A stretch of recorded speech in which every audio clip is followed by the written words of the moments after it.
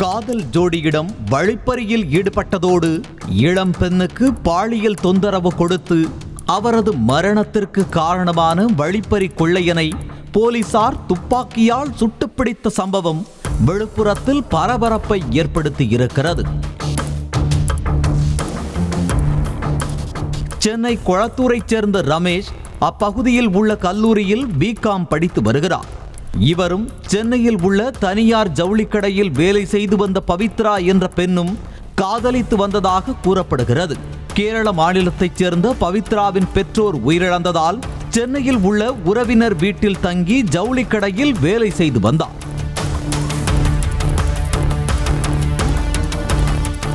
இந்த நிலையில் கடந்த 23ஆம் தேதி இரவு சுமார் 10 மணி அளவில் ரமேஷும் பவித்ராவும் இருசக்கர வாகனத்தில் திருவண்ணாமலை கோவிலுக்கு சென்றுள்ளனர். அங்கு கிரிவலம் சென்றுவிட்டு மீண்டும் சென்னைக்கு இருசக்கர வாகனத்தில் திரும்பிக் கொண்டிருந்தனர். 24ஆம் தேதி அதிகாலை சுமார் 3:30 மணியளவில் திண்டிவனத்தை அடுத்த கோனேரிக்குப்பம் அருகே சென்று கொண்டிருந்த போது மற்றொரு இருசக்கர வாகனத்தில் இவர்களை பின்தொடர்ந்து வந்த இருவர் காதல் ஜோடியை வழிமறித்து மிரட்டல் விடுத்ததாக சொல்லப்படுகிறது.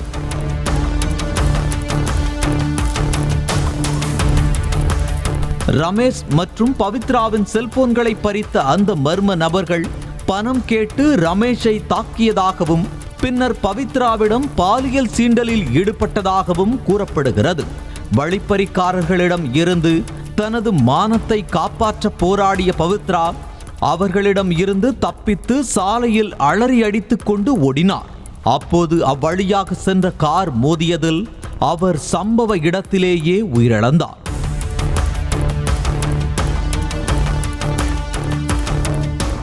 தகவல் அறிந்து சம்பவ இடத்திற்கு சென்ற போலீசார் சடலத்தை கைப்பற்றி அரசு மருத்துவமனைக்கு பிரேத பரிசோதனைக்கு அனுப்பி வைத்தனர்.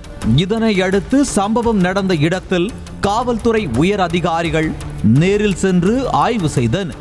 உயிரிழந்த பெண்ணின் காதலன் ரமேஷை சம்பவ இடத்திற்கு அழைத்துச் சென்று தீவிர விசாரணை மேற்கொண்டனர். மேலும் குற்றவாளிகளை கைது செய்வதற்கு 3 தனிப்படைகள் அமைக்கப்பட்டன. சம்பவம் நடந்த நேரத்தில் சம்பவம் நடந்த இடத்தில் பதிவான செல்போன் சிக்னலை வைத்து போலீசார் விசாரணையை முடுக்கிவிட்டனர். அப்போது குறிப்பிட்ட நேரத்தில் அப்பகுதியில் வெகு நேரமாக பதிவான செல்போன் எண்ணை போலீசார் ட்ரேஸ் செய்தனர். அதில் அந்த நபர் அப்போது நெல்லை மாவட்டத்தில் இருப்பது தெரிய வந்தது. அதன் அடிப்படையில் நெல்லை மாவட்டத்திற்கு விரைந்த தனிப்படையினர் ஆரல்வாய் மொழியை அடுத்த பனக்குடி பகுதியைச் சேர்ந்த உதயபிரகாசை பிடித்து போலீசார் கிடுக்குப்பிடி விசாரணை நடத்தினர்.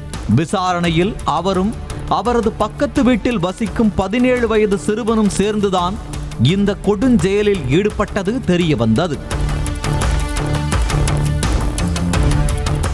பின்னர் அவர்களிடம் தீவிர விசாரணை நடத்திய போது ரமேஷ் மற்றும் பவித்ராவின் செல்போன்களை சம்பவம் நடந்த இடத்தின் அருகிலேயே பதுக்கி வைத்திருப்பதாக கூறினர். இதனையடுத்து விழுப்புரத்தை அடுத்த கப்பியாம்புலியூர் செங்கமேடு சாலை பம்பை நதி ரோடு அருகே செல்போன்களை எடுப்பதற்காக போலீசார் உதயபிரகாசை அழைத்து சென்ற போது அவர் சிறப்பு உதவி ஆய்வாளர் ஐயப்பன் மற்றும் தலைமை காவலர் தீபன் ஆகியோரை கத்தியால் தாக்கிவிட்டு தப்பியோட முயன்றதாக கூறப்படுகிறது. இதனை அடுத்து அங்கிருந்த தனிப்படை உதவி ஆய்வாளர் மகாலிங்கம் உதயபிரகாசின் கணுக்காலில் 2 முறை சுட்டதில் அவர் அங்கேயே சுருண்டு விழுந்தார்.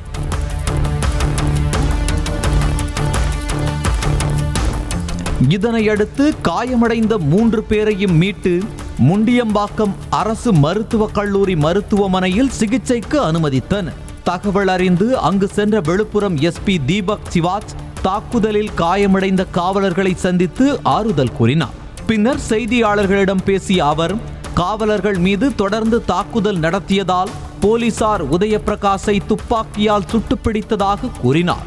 ஃபோன் ரிகவரி பண்ணும்போது போலீஸ்க்கு அட்டாக் பண்ணார். அட்டாக் பண்ணும்போது நம்ம யூஸ் ஆஃப் மினிமம் ஃபோர்ஸ் பண்ணோம். முன்னாடி வார்னிங் கொடுத்தோம். நம்ம 2 போலீஸ்க்கும் இதில் காயம் ஏற்பட்டது. அதன் பிறகு நம்ம எஸ்ஐ 2 ரவுண்ட் ஷூட் பண்ணார். கைது செய்யப்பட்ட உதயபிரகாஷ் மீது நெல்லை மாவட்டத்தில் கொலை, கொள்ளை, வழிப்பறி உள்ளிட்ட பல்வேறு வழக்குகள் நிலுவையில் உள்ளதாக கூறப்படும் நிலையில் சம்பவம் தொடர்பாக போலீசார் தொடர்ந்து விசாரணை நடத்தி வருகின்றனர். செய்திகளை உடனுக்குடனும் துல்லியமாகவும் தெரிந்து கொள்ள சப்ஸ்கிரைப் பண்ணுங்க.